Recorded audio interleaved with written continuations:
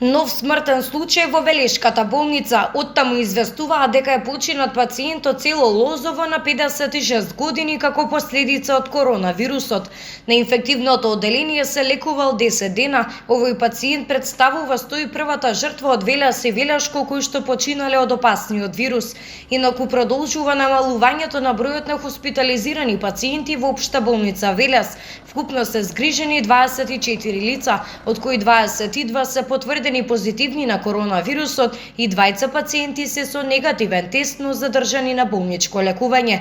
На кислородна поддршка се 9 лица.